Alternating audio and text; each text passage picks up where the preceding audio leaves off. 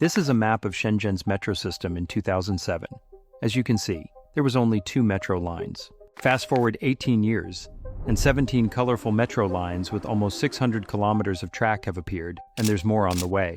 Shenzhen isn't playing catch-up. It is planning for the future with time to spare.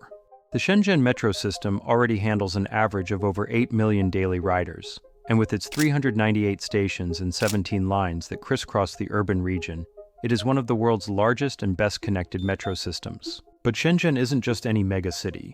It's an experiment in hyper-urbanization that has become a global case study. Just 45 years ago, in 1980, it was a fishing city of around 60,000 people. Today, it's a futuristic megacity with an official population of around 17 million. And if you count the greater metropolitan area, that number rises closer to 23 million. That makes it one of the fastest-growing cities in history. And despite this, Shenzhen remains highly organized. Streets are orderly, and the transit is reliable. One important station that makes it all work is Gangsha North Station, located in the heart of Futian District. Gangsha offers easy access to nearly every major part of central Shenzhen, and has become a major interchange hub connecting 4 key metro lines: Line 2, Line 10, Line 11, and the high-speed Line 14. These lines connect to numerous hotspots such as Shenzhen International Airport via Line 11, the Futian checkpoint to enter Hong Kong via Line 10, and to the eastern parts of Shenzhen such as Pingshan, a major growing area via Line 14.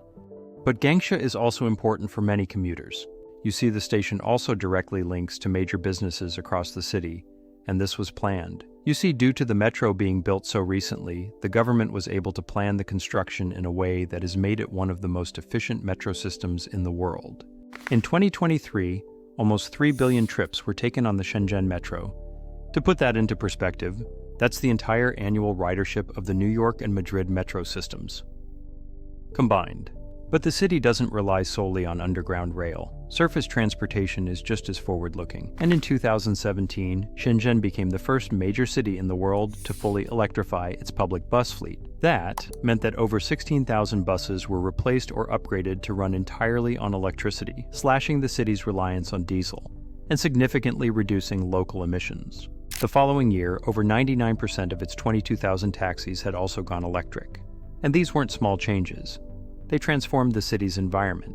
Since the shift to electric public transport, Shenzhen has seen a dramatic improvement in air quality. That's a huge win in a country where pollution has long been a health crisis. But electrification also helped logistically. Electric buses are quieter, require less maintenance, and operate more smoothly in dense urban environments. They also integrate seamlessly into the city's smart grid, which manages charging schedules to avoid peak-hour electricity strain. And even last-mile travel is fully synced. Shenzhen's massive bike-sharing networks and fleets of electric mopeds are all tied into the broader mobility ecosystem. Whether you're transferring from a metro to a bus or hopping on a bike, the switch is quick, contactless, and built for scale.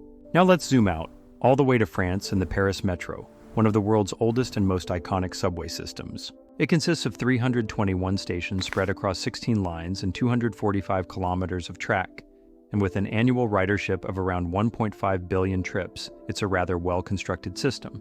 But there's a large difference. You see, the Paris Metro was founded in 1900 and designed for the 20th century.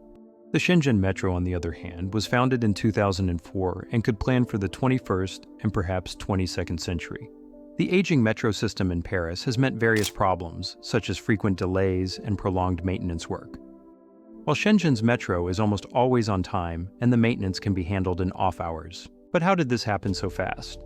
Well, demand. As Shenzhen's population exploded into a megacity in just a few decades, world-class transportation was a must, and therefore huge amounts of capital was invested into it.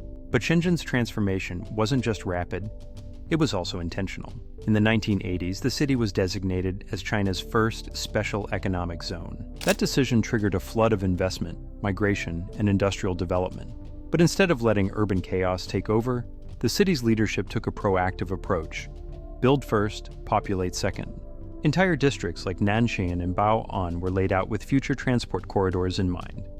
Shenzhen became a testing ground for China's transit-oriented development model, or urbanization model, where public transport is the backbone of all other infrastructure decisions. This sets Shenzhen apart from older cities that needed to cram their metro systems into dense neighborhoods. And the result was seamless transfers between metro, bus, bike, and the intercity rail. And of course, this is Shenzhen, China's Silicon Valley. So it's no surprise that the metro is deeply digitalized. Every line is equipped with screen doors, real-time arrival systems, and mobile payment integration via WeChat and Alipay, which are China's largest payment apps.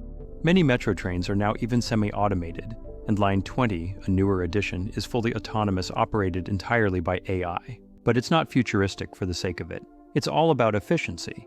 The result is a system that feels responsive, dynamic, and oddly personalized, even though it's moving tens of millions every week. Efficiency isn't just about how fast or modern your trains are, it's also about how often they work. And Shenzhen's metro is shockingly reliable. The entire system undergoes nightly inspections, just like Tokyo's. Trains are pulled out of service during off hours and cycled through maintenance depots where technicians check everything from braking systems to ventilation. Every train car is also dismantled and thoroughly inspected every 2 years, with critical parts swapped out regardless of whether they're failing. And if a breakdown does happen, rare as it is, alternate lines and bus routes are already integrated into the app-based notification systems, which alert passengers and suggest real-time detours. It's not just well-designed, it's actively maintained like a high-performance machine. And Shenzhen isn't slowing down. As of making this video, over 250 kilometers of metro lines are currently under construction, and by 2030, the city aims to expand to a total network size of over 1,000 kilometers of metro lines, rivaling or even surpassing Shanghai, Beijing, and Seoul. Lines are being added not only within the city, but to connect outer districts and neighboring cities like Dongguan and Huizhou, forming a giant interlinked Greater Bay Area mega-region. In essence, Shenzhen is moving from a city metro to a regional supergrid of mobility. And if the pace holds, it won't just be one of the world's best transit systems. It could be the blueprint for future urban megacities. At first glance, Shenzhen's metro system might seem excessive. You'll find sleek stations in areas with barely any development, entire lines cutting through what look like empty neighborhoods. But that's not poor planning. It's the strategy. This network isn't built to catch up with demand. It's built to stay ahead of it.